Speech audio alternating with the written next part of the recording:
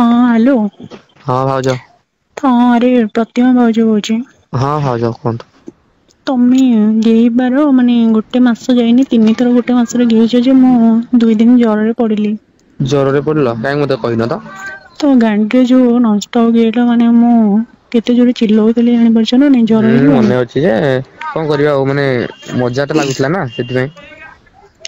ଶୀତ ଦିନ ମାନେ ଦେହ ମୁଣ୍ଡ ବାଇରେ ପଡିଛି ଗିଆ ଘି ହଉଛି ଥଣ୍ଡାରେ କାକରରେ ପୁଣି ଗେଉଛ ଯେ ମାନେ କୁହନି।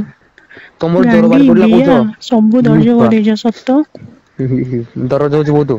ହୁଁ ତ ଦୁଧ ଜର ବି ଭଣ୍ଡି ତ ତମକୁ ତମ ଆଁ ଦାନ୍ତ ଦାଗ ରହିଯାଇଛି ଦୁଧ ଭଣ୍ଡିରେ ତମ ଦାନ୍ତ ଦାଗ ରହିଯାଇଛି। ଆଉ ଦୁଧ ଗୁଡା ଏତେ ଗୋରା ହେଇଛି ଚିହ୍ନ ତ ରହିବ ନା। ହୁଁ। ଆଉ ଜ୍ୱର କଣ କହୁଥିଲ ହେଇଗଲା ବୋଲି। ହୁଁ ଯୋଉ ଗାଣ୍ଡିରେ ପୁରେଇଲ ଯୋଉ କଷ୍ଟ ହେଲା ଆଚ୍ଛା ଆଚ୍ଛା ସେଇ ହଁ। କୋପରେ ଆଉ। ମାନେ ମୋର ପ୍ରଥମେ ଥଣ୍ଡା ହେଇଗଲା ପ୍ରଥମେ ମାନେ ତମକୁ ରାତିରେ ଯୋଉ ଗେଇଲି ସେଦିନ ଥଣ୍ଡା ହୁଁ ହେଇଗଲା ତାପରେ ପୁଣି ତମକୁ ଜର ହେଇଗଲା ନାଇଁ। ଆକ୍ଚୁଆଲି କଣ କହିଲ ମାନେ ରାତିରେ ଆମେ ଯୋଉ ହଉଛେ ମାନେ ବାହାରେ ହେବାଟା ଠିକ ନୁହଁ ନାଇଁ। ହୁଁ ଥଣ୍ଡା ବାହାରେ ଟା ପଡୁଛି ନା କଣ କରିବା ତମେ ଦେଖ ବ୍ୟାଚଲର ଅଛ ଗେଇ ପାରିବ ଯୋଉଠି ପାଇବ।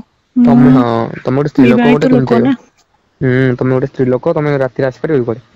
ଆସିପାରିବନି ତ ତମ ବାରିପଟ ପଛ ଗୋଟେ ଯୋଉ ସେଇଟା ଅଛି ଯୋଉ ଗାଧୁଆ ଘରଟା ସେଇଠି ତ ଆମେ ହୁଅନ୍ତି ନା ହୁଁ ହଁ କି ନାଇଁ। ତ ମୁଁ ହୁଁ ଗୋଟେ ପିଲା ମୁଁ ଯୁଆଡେ ଯାଇପାରିବି ତମେ ଆଉ ଯାଇପାରିବ କି।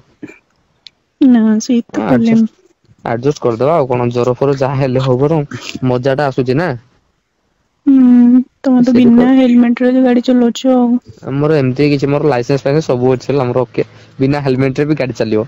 କିଛି ପ୍ରୋବ୍ଲେମ ନାହିଁ। ହୁଁ ଆ ଗୋଟେ ତମକୁ କାହିଁ ଥରକେ ଯୋଉ ଗର୍ଭବତୀ କରିଦଉଛ ଆଉ। ଆଉ କାଇଁ ମଜା ଲାଗୁନଥିଲା ତମକୁ। ମାନେ ହୁଁ ଇଏ କଣ ବେଲୁ ଖାଉଛ ବାଣ୍ଡିରେ ଏତେ ବୀଜ ଗୁଡା ତମର ଏତେ ସରୁନି।